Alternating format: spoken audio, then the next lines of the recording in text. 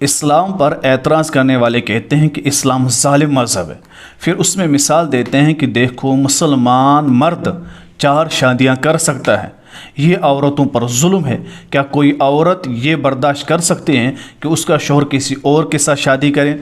پھر انہیں یہ تعلیم دیتے ہیں کہ آپ ہمارا مذہب قبول کریں، ہمارے مذہب میں مرد ایک ہی شادی کرے گا، دوسری بیوی وہ نہیں لا سکتا ہے، اور اسلام میں یہاں پر ظلم ہے کہ آپ کا پتی دوسری بھی شادی کر سکتا ہے۔ پھر اس کو بڑھ چڑھ کر پیش کیا جاتا ہے۔ اسلام میں اگر 4 شادیاں ہیں، اس کا ایک ریزن ہے، اور ہم اسلام کے ایک پہلو کو ہی دیکھتے ہیں، دوسرے پہلو کو نہیں دیکھتے۔ اسلام نے ہمیشہ تعلیم انسانیت کی ہے اور ہمیشہ ہر کسی کو حق دینے کی تعلیم دی ہے۔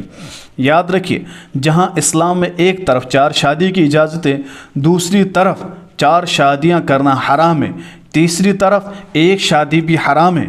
شریعت کی صرف ایک پہلو، اسلام کے صرف ایک پہلو کو آپ دیکھ رہے ہیں اور کہہ رہے ہیں کہ اسلام ظالم مذہب ہے۔ یاد رکھیے شریعت نے کیا کہا، اسلام کیا کہتا ہے، قرآن کیا کہتا ہے، وَأَنكِحُوا مَا طَابَ لَكُم مِّنَ النِّسَاءِ مَثْنَىٰ وَثُلَاثَ وَرُبَاعَ فَإِنْ خِفْتُمْ أَلَّا تَعْدِلُوا فَوَاحِدَةً۔ اسلام کہتا ہے کہ تم ایک شادی کرو، لیکن اگر آپ کو طاقت ہے، مال ہے، جسمانی طاقت ہے، اور آپ سوسائٹی میں دیکھ رہے ہیں بیوہ عورتیں ہیں جن سے کوئی شادی نہیں کرتا، اور ایک ایسی عورت غریب عورت جس سے شادی کوئی نہیں کرتا، اور تیرے پاس پیسے ہے، مال ہے، تو آپ اس کے ساتھ شادی کریں، اس کا گھر بسائیں۔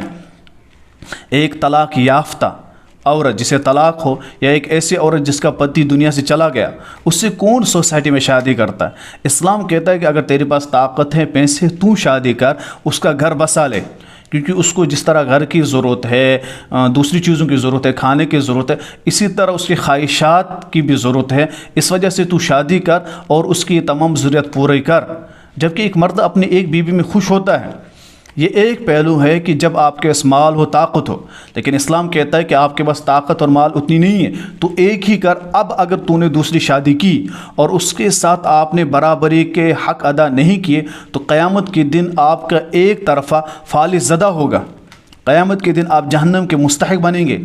اور اسلام آگے اس سے بڑھ کر بھی کہتا ہے اگر آپ کو ایک کی بھی طاقت نہیں ہے تو اب آپ پر نکاح کرنا حرام ہے، یعنی آپ کے پاس مال بھی نہیں ہے، جسمانی کمزوری بھی ہے، تو اب آپ ایک بھی نہ کریں۔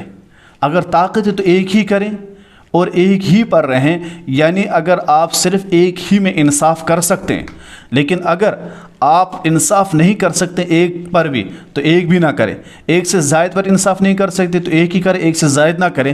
لیکن اگر آپ انصاف کر سکتے ہیں اور آپ کے پاس مالی وسعت، جسمانی طاقت ہے، تو آپ دیکھیں سوسائٹی میں کوئی بیوہ عورت تو نہیں، کسی کو طلاق ہوئی وہ تو نہیں ہے، کسی کا پتی مرا ہے وہ تو نہیں ہے، کوئی ایسی عورت جس سے کوئی شادی نہیں کر رہا ہے، تم کرو شادی، اس کا گھر بسائیں۔ یہ ہے اسلام کی تعلیم، لیکن ہم ایک پہلو کو اٹھاتے ہیں۔ میں نے کہہ دیا کہ اسلام میں اگر 4 کی اجازت ہے تو 4 پر پابندی بھی ہے، ایک پر بھی پابندی یہ بھی نہیں کر سکتے ہیں۔ اس کو الگ الگ پہلو سے دیکھیں۔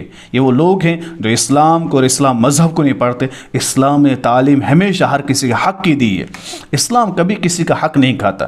اسلام میں تو پاک پیغمبر صلی اللہ علیہ وسلم فرمایا کہ تم میں سے بہترین مرد وہ ہے جو اپنی بیوی کے ساتھ اچھا سلوک کرے۔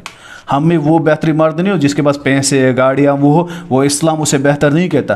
جو اپنی بیوی کے ساتھ اچھا سلوک کرے، اچھا تعلق رکھے، اسلام نے اسے بہترین مرد کہا ہے۔ تو اسلام تو انسانیت کی تعلیم دیتا ہے۔